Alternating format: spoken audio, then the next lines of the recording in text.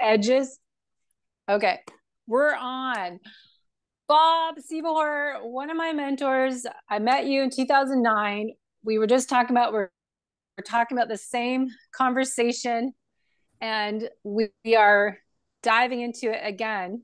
Fast forward, how many years later? Yeah. I And mean, it's crazy when talk. you said that. It's been 15 years, right? Yeah, that's That's, what I was thinking this morning. 2009 is 15 years ago. yeah. We started this podcast in 2012, and you, as well as Dina, were on the show. We're talking about metabolic efficiency. 2024, we're still Yep. talking about it and trying to get the message out. Yeah, it's a tough one. And here's why I think we're still it's not a battle because people are listening to it, they're accepting it. But it doesn't have the sexy diet in the title.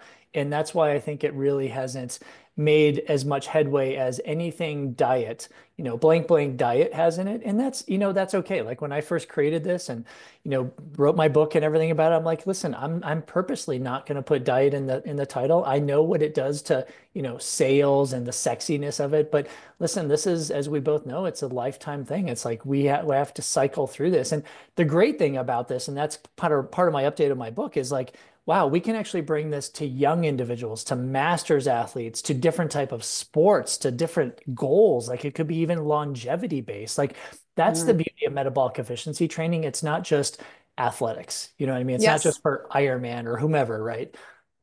Yeah. And that's what I talk about. My platform is fat loss, weight loss, but it's really fat loss, muscle Yep. gain, Yep. Yep. performance and performance in life, but also, of course, all the sports, endurance sports and everything. But really, as we all get older, the aging process, we're hopefully all focused on longevity and how to improve Yes. how we age. So I think it covers metabolic efficiency. We'll talk about what that even is, but all three of those categories I like to dive into, it all Yeah. comes down to health at a cellular level is mitochondria and metabolic efficiency. So let's just say who you are to start if Yeah. people aren't familiar with your background, and then we'll dive into your book and all things metabolic efficiency. For sure. Well, the easy explanation of who Bob Seebohar is I am because I wear many different hats, as you know, right? But I am a registered dietitian. I'm a board certified specialist in sports dietetics. So I've been a sport dietitian, focusing on any type of athlete, mostly endurance based for the most part. But I've kind of added some others to that for the past 25 years. So I've been doing this for quite a while. I also put an exercise physiologist hat on, a strength coach hat, a triathlon endurance coaching hat on. So I do quite a few things. Obviously, as we talked about, I author. I've got mentorships. I've got certification based on the topic we're talking about. But if you just kind of look me up, it's more as a Bob Seebohar sport dietitian. Yeah. And what got you even into what we'll define after that metabolic efficiency? Oh my gosh, this is perfect because you just came back from Kona, Ironman. This is literally, and I actually in the I've got three editions of my book, right? My metabolic efficiency training book. And as I was updating the third one, I realized I never told my story of metabolic efficiency training. So thank you for asking. Listen, this is how it came about. Early in my registered dietitian career, I had just started long distance triathlon, like Ironman racing. And I came from a non-endurance based background. So I grew up more as a competitive soccer player. And, when you play soccer, you don't have to really worry about the GI distress monster. But Mm. when I moved over into like 70.3 Ironman racing, my gut was not happy. Like it blew up. It seemed like every bike or run, I was in porta potties, I was vomiting. I mean, I won't get too graphic, but I seriously I wasn't even thinking about creating anything. I just wanted to fix my GI distress, right? And so I did a bunch of research, a bunch of real life testing on myself, on other athletes I was working with.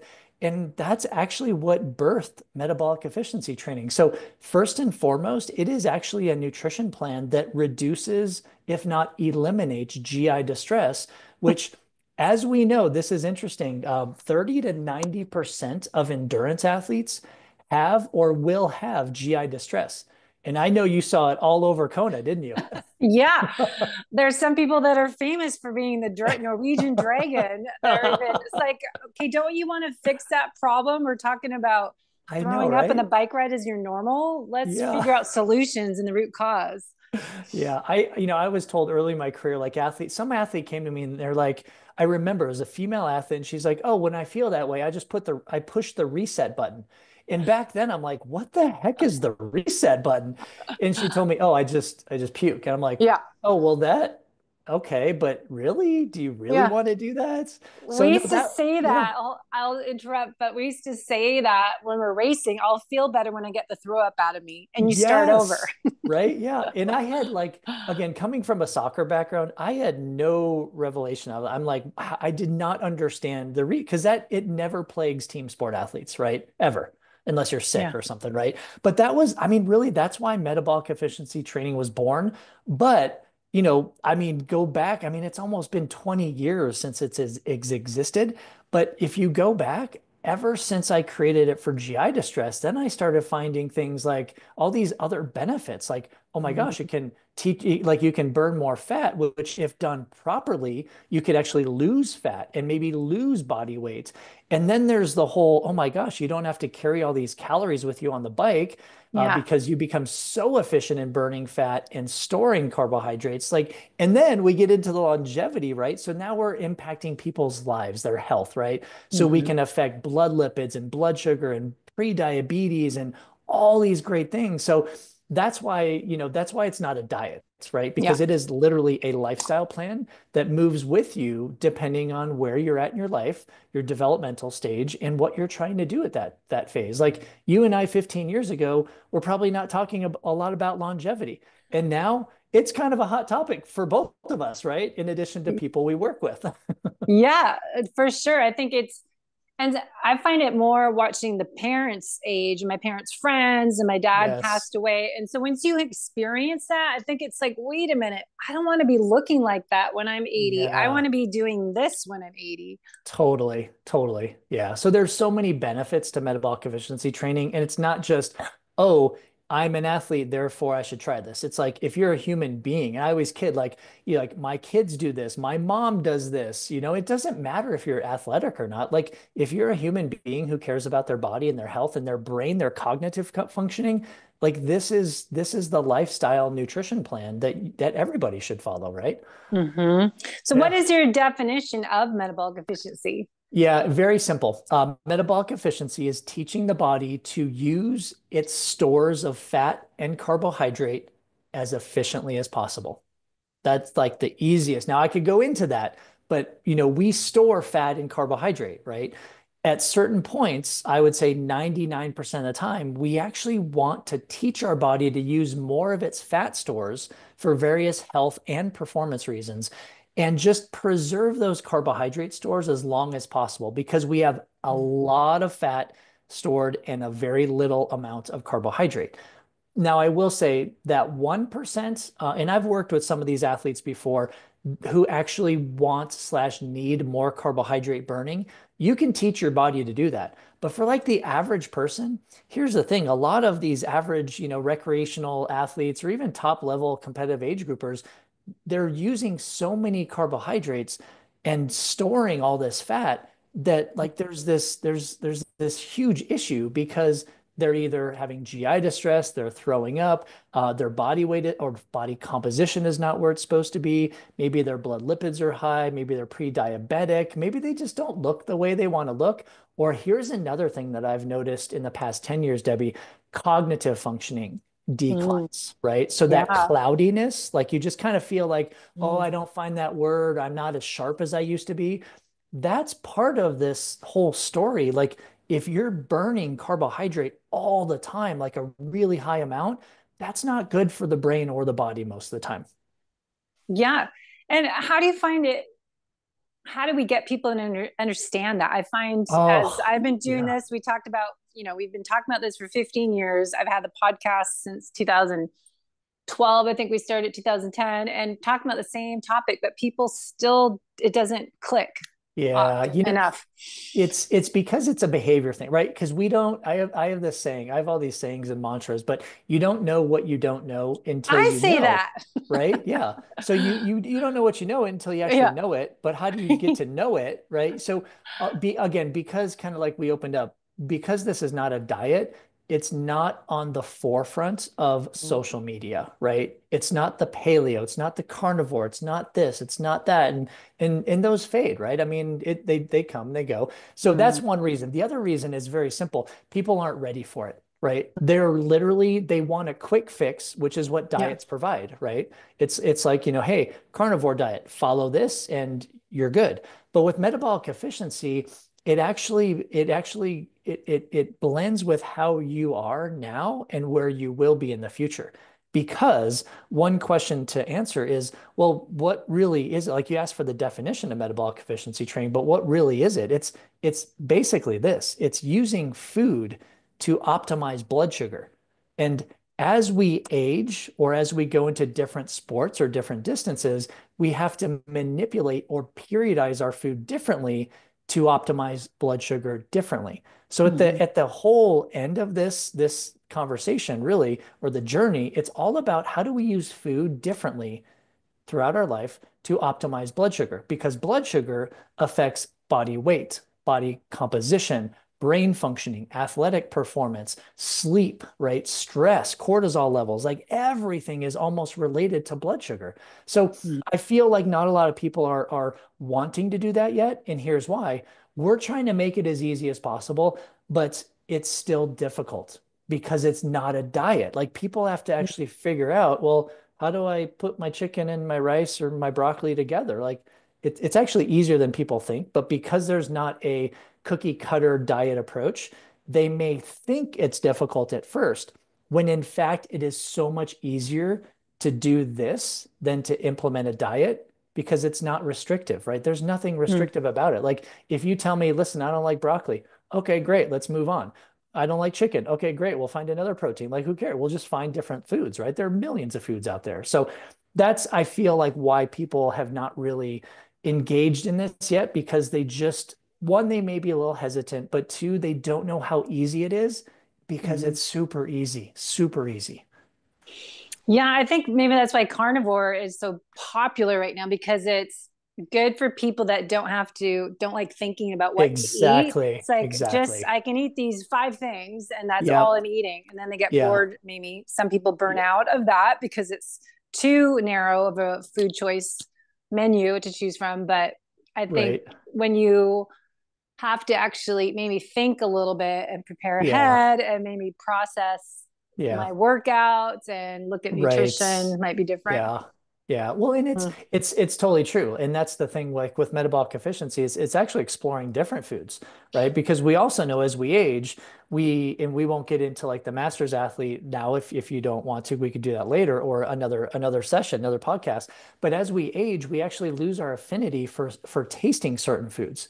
And Mm. we actually need more or less of certain foods. And same thing when we're younger, right? It's like we're just kind of we're fast forwarding our young, developmental years, but the developmental time is now reversed a little bit, right? My Mm-hmm. point is that we always need different nutrients, right? And that's the beauty of metabolic efficiency. But to your point, yeah, it's not just eat these 10 foods and you're good to go. I mean, who the heck wants to eat? I don't know.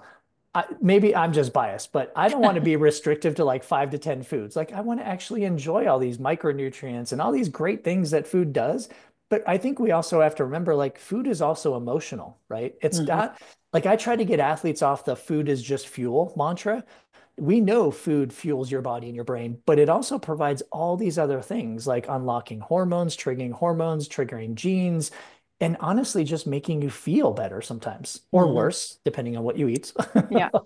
Yeah. Yeah. So if we're metabolic efficiency, how well we burn fat and carbohydrates as fuel, how do you like to test people? I always say test, Yeah. not guess. What is Test your not guess. method? Yep. I tell you what, that's like what you want to live by. And it doesn't matter if it's like cholesterol or metabolic efficiency or lactate threshold. Like you got to test. Like you got to, I Mm. call it popping the hood, right? You got to pop your hood, see Yeah. what's going on inside. So this is the unfortunate part because there it's not difficult to actually have the test done on you. The most difficult part is actually finding somewhere that can do the test. That Mm-hmm. seems to be the biggest hurdle right now. If you find somewhere that does like VO2 max testing, the test is completely different. The metabolic efficiency test, which is actually, I created this about 6 months after I created the entire concept because I wanted to validate. I wanted to basically answer the question, does this actually work, right? So physiologically, we can prove that it works. But if somebody has the ability to test VO2 max, they have the technology, which is called a metabolic cart, to actually do a metabolic efficiency test. It's just a different protocol. So the testing for metabolic efficiency, super easy. It's a sub-maximal test. You don't feel bad. It usually lasts anywhere between about 20 and 45 minutes. That's the exercise part. We'll usually do like a 10 to 20-minute resting test first. So it's very non-intimidating. But yeah, to your point, the testing is gold because you Mm-hmm. actually pop the hood and you get to see literally how inefficient your body is at burning fat. And I used to say this, I used to say inefficient or efficient. But listen, Debbie, with the people I've been testing lately, like the past 5 years, very few of them are actually efficient fat burners. They're extremely inefficient fat burners, which means Yeah. they're very efficient carbohydrate burners. And remember, if you're burning carbohydrate very efficiently, that means you're storing fat very efficiently. Mm-hmm. Not many people want to do that. Yeah. Yeah. So when you're doing a test, you have a metabolic cart, you're measuring the resting metabolism, you said for Yep. 20 minutes, 15 minutes, Yep. and you're seeing what they're burning at rest, carbohydrates to fat, and then your test itself, I know you explain it in your book, but you're holding Yeah. different paces for a certain length of time to see That's what exactly happens. it. Yeah, so I created two protocols. The most popular one is called the incremental test. So basically every 4 minutes, you would increase your intensity or effort. So if you're on the treadmill, we usually increase speed if you're running, or if it's a non-run test, because I actually developed a walking test also. If it's a walking test, every 4 minutes, you increase the incline and not the speed. If you're on a bike, you're increasing power output by it's usually anywhere between 15 and 50 watts every 4 minutes. So every 4 minutes, the intensity of exercise goes up because we want to try to look for that point where carbohydrate and fat cross, where it basically states, I need more. Your body says, I need more carbohydrate because the intensity of exercise is getting too high for me just to use fat as a fuel. But Mm-hmm. here's the thing, not many people actually have this cross or what I define as the metabolic efficiency point. So Yeah. most people actually start out in the exercise portion of it, burning more carbs and less fat, and they never have that metabolic efficiency point, right? We want to get people to what I call the ideal, if you will, where they're burning more fat at low intensity, all the way up to moderate intensity exercise. And then somewhere in that middle of moderate to high intensity exercise, their body switches and says, okay, now I need more carbohydrate as energy. And now I'm going to kind of shift. That's that metabolic efficiency point. That's what we're searching for. Unfortunately, not a lot of people actually have that because, which I'm sure we'll talk about, their nutrition plan is just not where it needs to be. Yeah. So Yeah. a couple of things before we go into the nutrition part. I Yeah. find thanks to Peter Attia and a lot of big influencers in our world right now on podcasts are Yeah. really fans of VO2 max testing. Right. And everyone's talking about VO2 max. But I also feel that most people don't want to do a VO2 max test. Oh, They know yeah. it's important for longevity. So when I'm promoting metabolism testing, I found that, okay, I don't want to say your VO2 max because it's really just your peak that we get to. Right. And Right. I think it's more important to test what you're saying is I want to see how your zone two is, where you're burning the most fat, because everyone's talking about how to train and how to Right. fuel, but to improve what really they're talking about is metabolic efficiency to burn more fat and figure Yeah. that out. But just focusing on VO2 max testing, I find we just need to go, let's figure out where you burn the most fat and Yeah. improve Yeah. that, right? Is that what you're Well, and saying? that's yeah, and you can, I'm sure we could all argue about this, of course. I totally understand the point of VO2 max testing, especially because Peter has brought it really into the limelight for longevity, which is fantastic. Yes. However, to your point, not many people want to do VO2 max testing because it hurts. Listen, it's not fun at all. It's the worst Mm-hmm. 8 to 12 minutes of your life, right? But that said, here's what we need to understand. Like VO2 max testing for longevity will give you the information how to structure a better exercise program, right? Exactly. Yeah. For metabolic efficiency testing, the data we get from that will teach you how to structure a better nutrition plan. So, Mm, in fact, both of them are very important. But here's the thing. It seems like more people are stuck on nutrition versus exercise, right? mm, So why not actually get the test that will give you more, again, I'm super biased when I'm talking about this, more information about how to change your nutrition. Because that's the thing. Like people are like, well, why do I need to test if my nutrition is right? Well, how do you know if your nutrition's right? Like you don't know. It's the test, don't guess, right? yeah. So if we test Debbie and we're like, wow, Debbie, you're really inefficient at burning fat, that is an indicator that your nutrition, your daily nutrition program is not supporting any of your health or performance or longevity goals. And we need to change that, right? And here's another really golden nugget, and hopefully your listeners are now really perked up on this one. Metabolic efficiency is influenced by 75% nutrition. Let me Hmm. just say that one more time. 75% of your body's ability to use more fat as energy is influenced by your daily nutrition program. Hmm. Only 25% is from aerobic zone one, zone two exercise. So I see this all the time with people. They're beating their heads against the wall. They're like, I'm not seeing progress. I'm exercising in zone two. I'm doing everything my coach says. Well, that's fantastic. Congratulations, right? But it's only 25% of the equation. Like you're not tackling 3/4 of the equation.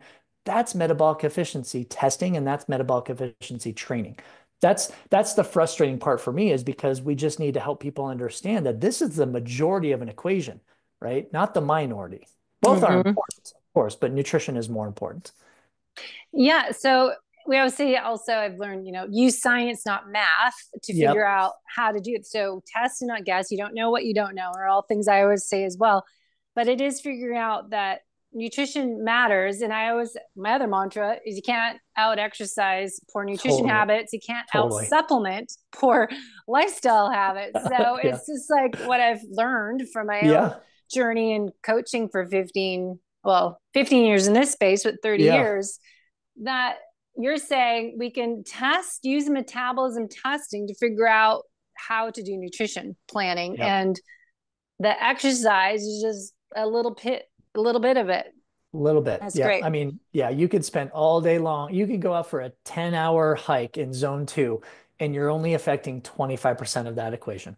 Now, how did you come up with that? Is that based on your Well, theory that or was research? a that was a lot of years. Like before I actually, create before I made metabolic efficiency training live, I spent three or 4 years literally with my nose in research papers and everything I could find on that topic, right? And Mm-hmm. which led me a lot to research in people with diabetes with the whole blood sugar control. But after I found that information, I was like, well, that's interesting, right? Because I'm not finding a lot of information on how much impact exercise or specifically aerobic exercise actually has with this. And in fact, when I was coming up with the concept, I found research from I think it was the 80s, 70s or 80s, 1970s or 80s on the crossover concept. And that is basically describing this association between the intensity of exercise related to carbohydrate and fat burning. But what I found was these researchers never, ever accounted for nutrition. So in their research, they only measured different intensities of exercise. So what I did, Mr. Smarty Pants, right? Early on, I was like, oh, well, I'm not going to care about exercise. I'm only going to look at changes in nutrition. So I had a lot of wonderful athletes lend me their time and their bodies, basically, like they were my guinea pigs. And we did a whole bunch of testing on them and myself. And I would basically go through different nutrition protocols to see what impact it would have on their metabolic efficiency. So high carb, low fat, high fat, low carb, paleo, Atkins, like all these different things that I can manipulate. And I only had one thing. I only had one requirement that they kept their exercise similar. Mm, So they could not be in like a competition year. It made it really tricky because I only had this short window to work with them because I didn't want them to be in a build cycle or in a race mm, season, right? yeah. Because I wanted to control exercise. So that's what led me to the, oh my gosh, that aha moment where, wow, nutrition is actually much more important than anyone has ever thought in this whole fat burning realm. Yeah. Interesting. Yeah. Yeah, I think I see that a lot when see people eating, well, especially in Kona, a lot of acai bowls that to me, I Yep. couldn't eat one of those. My blood sugar would probably go to 200. Totally. Totally. Yeah. They're eating muffins and all the carby stuff that I can't do because I'll get a headache right away, blood sugar. But Yep. it's interesting to see how people eat and they think I can eat whatever I want because Yep. I just did this workout. And Exactly, exactly. And it's funny too because that's the whole you don't know what you don't know until you know it, yeah. right? And that's the way like I was groomed in university too, right? I went to school in exercise physiology first and then I went back into nutrition. And all through those years, it was always the high carb, low fat. Like especially if you're an endurance athlete, like you got to be Mm, pushing those carbs like crazy. So I actually like early in my endurance career, and I told you the story about GI distress. I thought that was it. Like everyone's like, hey, just carb up and don't worry about everything else. So I'm like, okay. And of course, I paid the dear price for that because of yeah. my digestive system literally blew up at times. But I remember those days. It's like how many muffins, how many Cliff Bars can I eat just to just pound this stuff, right? And oh, the pasta loading before race, heck yeah, like go for it. Yeah. But unfortunately, I'm going to say this because I go on record quite a bit when people ask me, so do you think carbohydrate loading isn't necessary? 100% it's not necessary. Absolutely not, right? It's just you have to train your body, right? So Mm, I picked up on a few things you said. Like if you ate something like an acai bowl or a muffin, your blood sugar would spike up. That's because you've trained your body to optimize its blood sugar. And when you mm, have those high sugar foods or really high carbohydrate rich foods, you spike like crazy. You get a headache, you get tired, you feel like you take a nap or like whatever, and then you crash, right? So we can train the body. That's the thing. Like our body is really smart most of the time. We can train it by introducing different varieties and types of macronutrients, carbohydrate, mm. protein, and fat. Yeah. Yeah, it's so interesting. So with the fitness testing, you find that beneficial to figure out their crossover, metabolic crossover point where they Mhm. switch to more carbohydrates usage goes up. That will help nutrition. And then you retest them every couple months, 3 months to see if your nutrition, we'll talk about the hands method Yep. and periodization to see if that moved it over a little bit without training, or is it the combination of the two?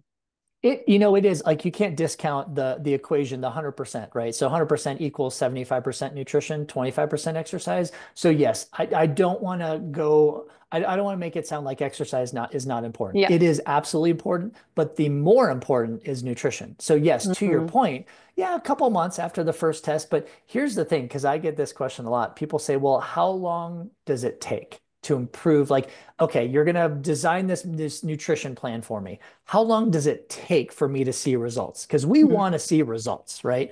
Well, I'm going to share this with you, and I don't know if I ever have before. I'm sure I have somewhere down our line, but I've done experiments. These are not published, but I've done experiments on myself and other athletes who allow me to do this. And I can actually improve a body or somebody's ability to burn fat, to move that metabolic efficiency point, right? I can get that done in 7 days or less if Wow. if they listen to me. But here's what we know about our human nature and psychology. Food is tough. Like food is emotional, right? So Yeah. what I tell people is even though we know it can be done in 7 days or less, I usually allow like 4 to 8 weeks because of the behavior change, because that thing Mm-hmm. on top of our shoulders, in between our ears, it just sometimes it just doesn't agree with our timeline sometimes. So even though you can change it very quickly, you don't want to do it too quickly because I want this to be a lifestyle change, not a Yeah. diet mentality handcuffs thing. For sure. Yeah. I just spent 6 months training with Precision Medicine World Health on the Health and Wellness Board certification, and it's Okay. it's the same thing as that using your oars, and you're not telling people what to do, but you're guiding them. And it's so Yes. interesting to create that. I think we all need that training as coaches, because you can't help someone change Yeah, by telling them what to do. They have to figure it exactly. out, but it's our right questioning and supporting and working with them to make those habit changes, because it is a Yeah. process in itself. It is. It is. And I think a lot of people don't understand that. Like I've got athletes coming to me and like, hey, I want to do this. And I always talk to them first and get the whys and the Mm-hmm. understanding behind it. And sometimes actually we leave that conversation me saying, I'm not quite sure if you're ready. And it's not a bad thing. Like it's not a negative thing. But if you're Yeah, not ready to make a change, it's almost impossible to engage in that change. So here I usually say, well, here are some things you can do now to get ready for it. But I don't want anyone to start a process before they're ready because they're not going to succeed, right? And yeah, that's, I mean, this is why we're in the doing what we do. We want everybody to succeed, right? for sure. Yeah. Yeah. So with the nutrition part, we'll talk a little bit about periodization.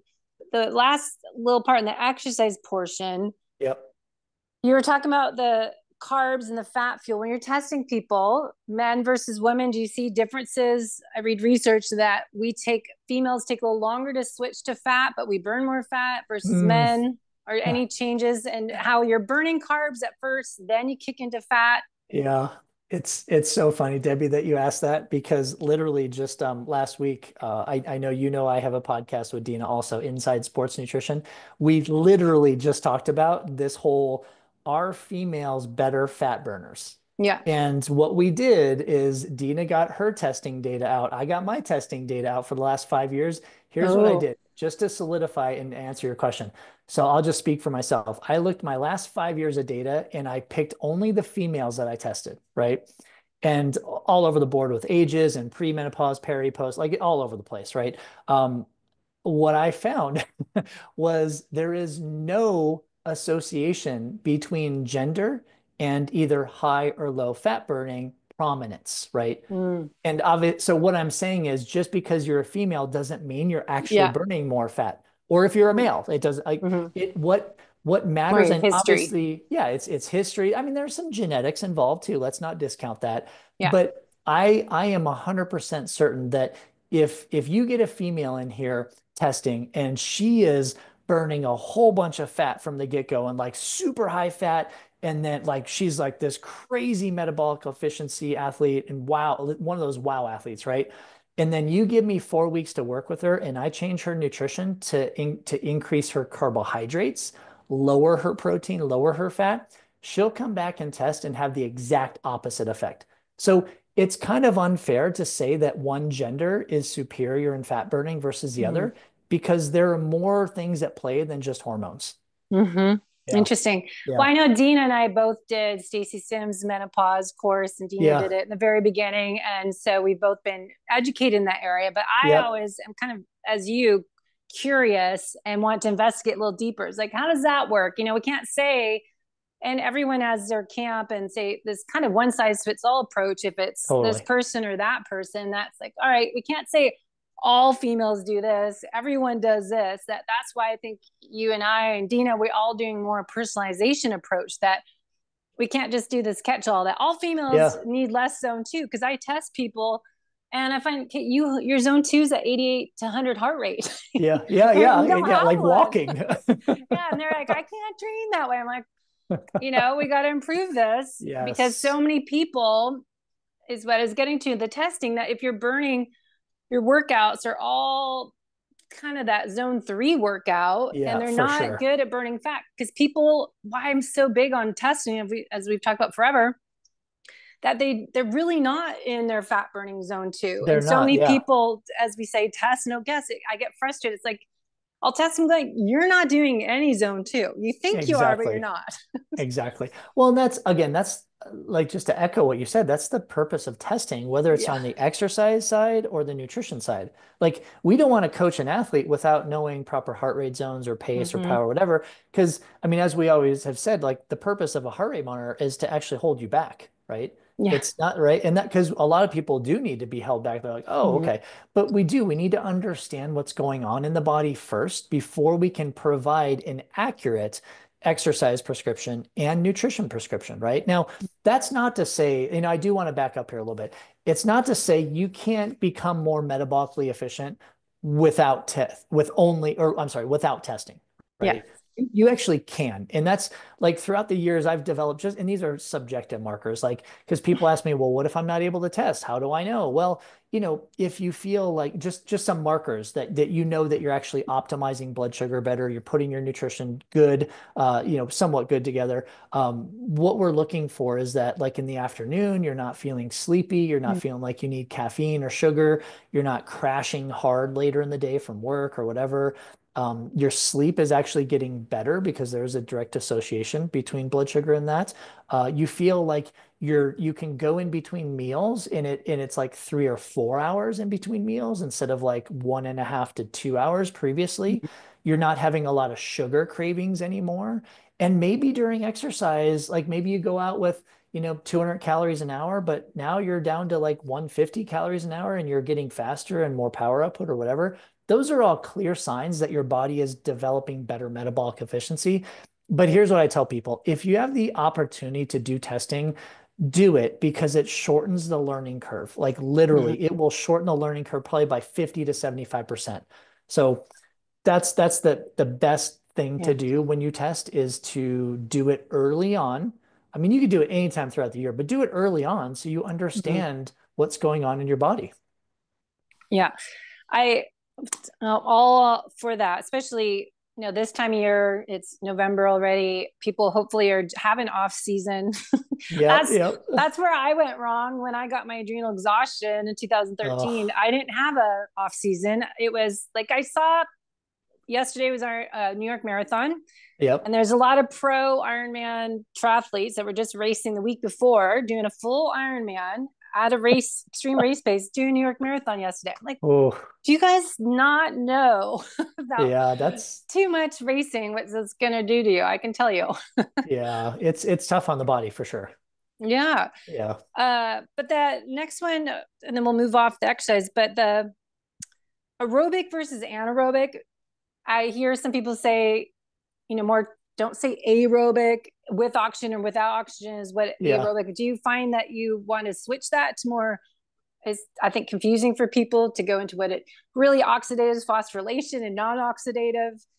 Is Yeah. there aerobic? You're always burning some carbohydrates with some You fat. are, yeah. And actually that's a great point to bring up. It's not an all or none when it comes to burning nutrients like carbohydrate and fat, right? Mm-hmm. Now, unless you're full on sprinting, like you Yeah. get a 400 meter, 200 meter, 100 meter Olympic athlete, yeah, they're going to be using predominantly all carbohydrates, right? But no, most of us, there's always a little bit of carbohydrate or a little bit of fat being burned, right? What we're Mm-hmm. looking for, depending on the situation of which we're saying in the beginning, we're saying we want to try to maximize the fat burning situation. We want to see fat burning higher, not only at rest, but also low intensity exercise, moderate intensity exercise, and all the way up to kind of that moderate high intensity exercise, right?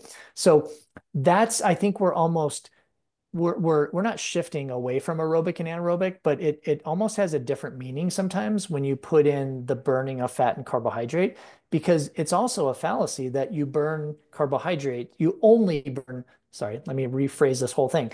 It's a fallacy that you only burn fat in lower intensity exercise. That's 100% false, right? Mm-hmm. But that's what the data 50 years ago told us.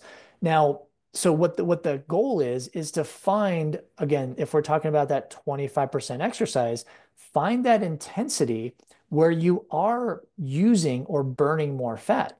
And how do you do that? Well, you have to get it tested. I mean, you can guess all day long if you want, right? But Mm-hmm. you don't know if you're guessing right. But that's another beauty of the metabolic efficiency is you can see the different intensities in heart rates or power zones or whatever when you're actually oxidizing the highest amount of fat. So that can actually become part of your exercise prescription, be it more aerobically based. Mm-hmm. Yeah. And looking at the different fuel switches at different heart rates, figure Yep. out their zone training. And then Exactly. the role of lactate. I know you talk about in your book a little bit. Yep. Can you briefly cover anything that you'd like to share on how the role of lactate testing here and the role of lactate Yeah. as a fuel? Yeah, so lactate is a very misunderstood byproduct of metabolism, right?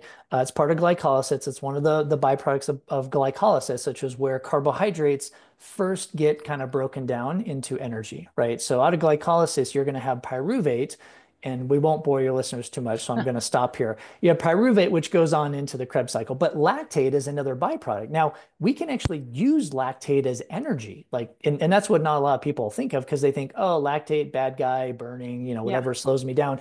But so that's one thing.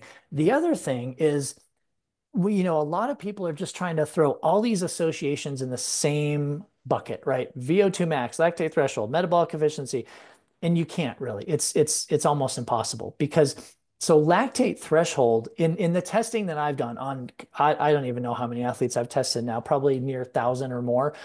Lactate threshold does not equal metabolic efficiency point, Thank right? you. Yes. And I've actually personally tested one athlete who was an Olympic level triathlete who was close. We were close, right? It was probably like one zone off. It might have been like 5 to 8 beats per minute off. And that was the closest I've ever gotten in testing that.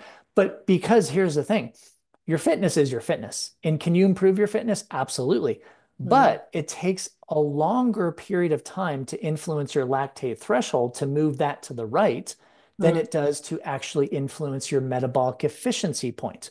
So, like Mhm. I said earlier, give me 7 days, I'll move your metabolic efficiency point by manipulating your nutrition.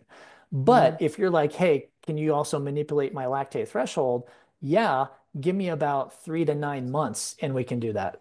And that's the impact. Like I want your listeners to understand, like that's how robust nutrition means in this equation, right? That's why it's 75%. Everyone taking notes, hear that again. Yes. Yeah, Yes.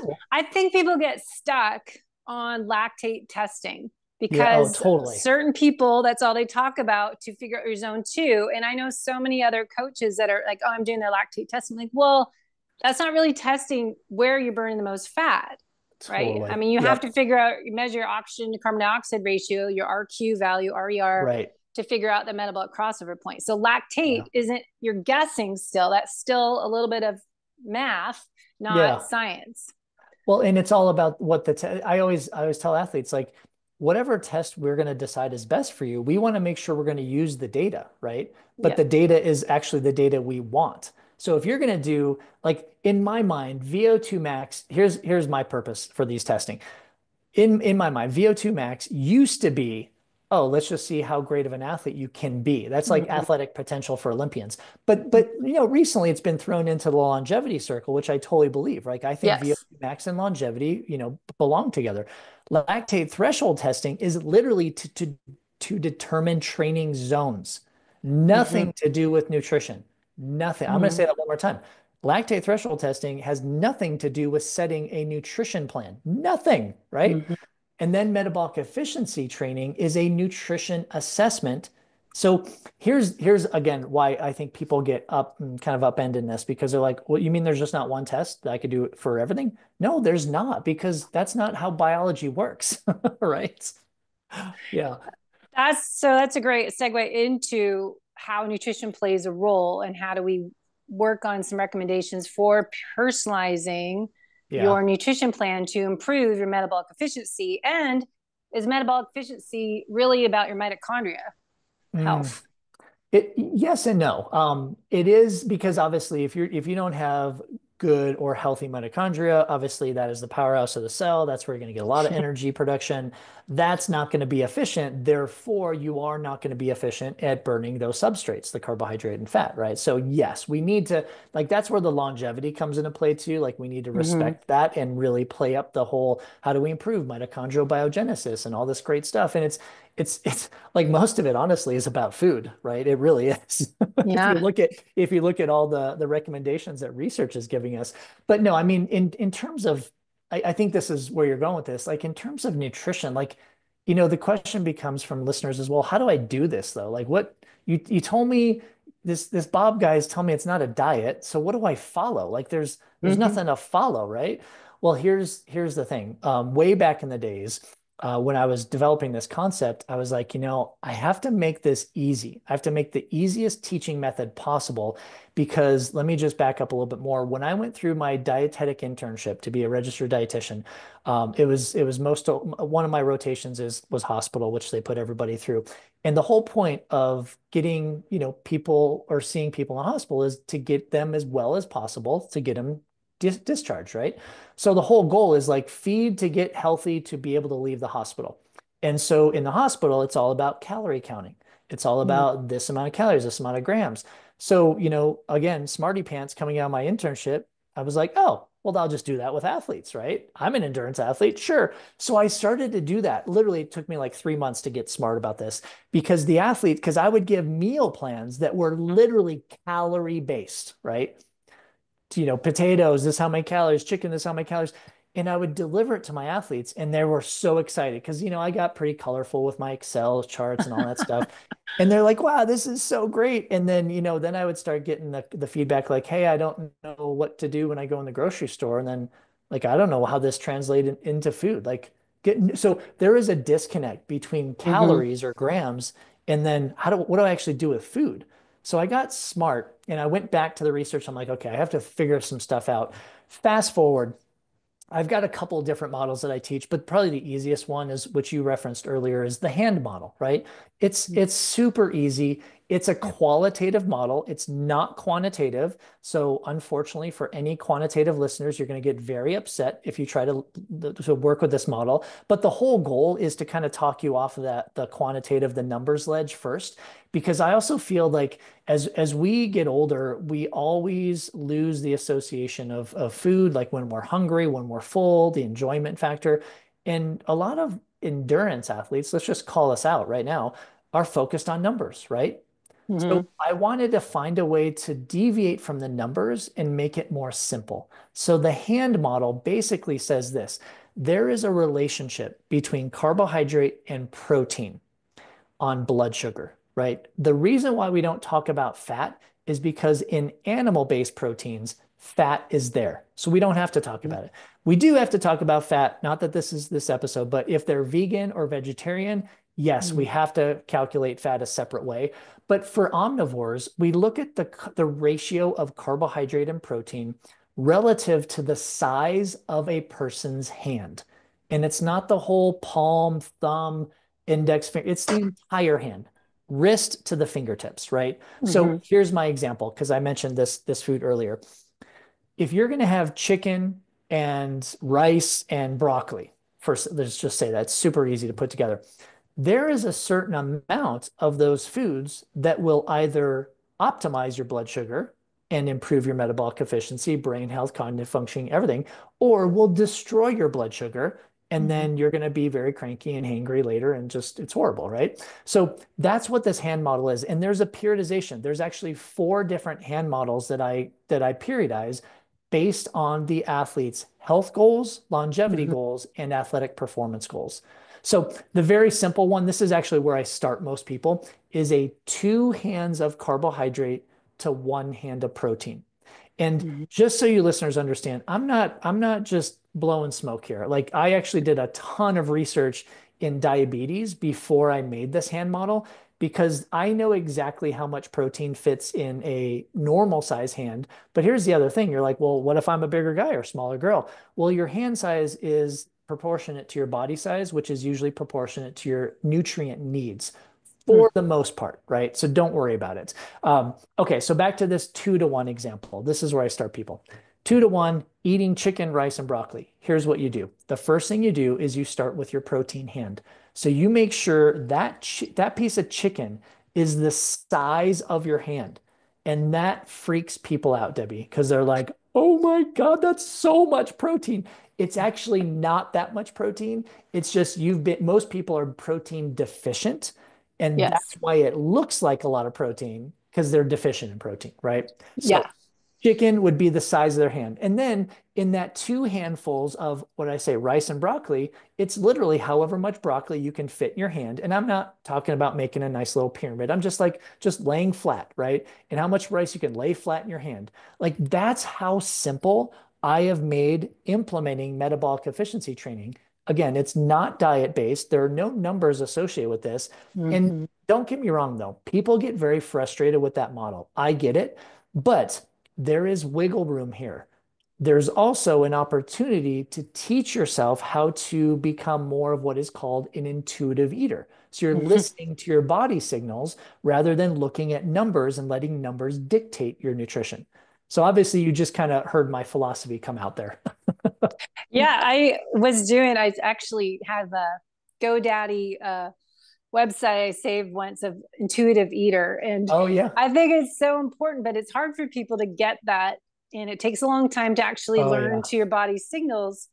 One, I've learned a lot of people are in sympathetic dominance, so they don't have any sense Totally. of Totally. connection to their own body. And so it's almost, getting out of fight or flight first to have awareness of proper digestion and breakdown and being mindful versus mindlessly eating. Yes. That so much of it is, I talk about is what you're eating, but how, Yep. when, why, and Why? where Yeah, yeah. is a And big part. the why is a big one too, because, and I'm sure with your experience too, with, and I'm just picking on endurance athletes right now. I could pick on any athlete, but endurance Yeah. athletes, I mean, the why is usually, well, I just need to fuel. I just need to Mm-hmm. fuel, right? And that's great because you understand it. And that's the whole point of intuitive eating, is getting you closer to understanding that relationship, right? Mm-hmm. And not that we're getting too foo-foo here, but that's literally the reason why I created simplistic models and not numbers based, because listen, the numbers can always be there, but here's another little golden nugget for all your listeners. Just to let you know, our government in the United States allow food manufacturers to be up to 20% wrong or error in food labels, right? So if you see a product that has 100 calories in the United States, it can actually have 80 or 120. So that's the reason I also don't promote the whole calorie thing or the gram thing, because it's nothing is 100% accurate. True. Nothing, Mm-hmm. right? I think we need to Yeah. keep that in mind. That's Yeah. why I favor not using numbers. Yeah. Well, they're not, the labels aren't accurate. I agree with that. And plus, a lot of the serving sizes people eat, they don't read the Totally. part that's actually two servings on there, I not know. one, right? Totally. Or Yeah, yeah. three. Like Yeah, one yeah, cookie, that yeah. cookie is 3 servings. Exactly. And manufacturers get really tricky, don't they? They're like, ooh, I'm going to make 4 servings out of this. So it looks like it's less calories or whatever, right? Yeah. And then you end up eating the whole thing and you're like, wait a second, I just had how many calories? Like that's not right. I know. Well, my husband Neil works for Laird Superfoods, which they're Oh out of yeah. Boulder, and so I go to Expo West Natural Product Show for years and walk the Yeah. show, and I'm always the annoying person to all the salespeople drilling them Yeah. on questions. They're like, "What? I don't know. I I love don't." it. I love It's it. the annoying person.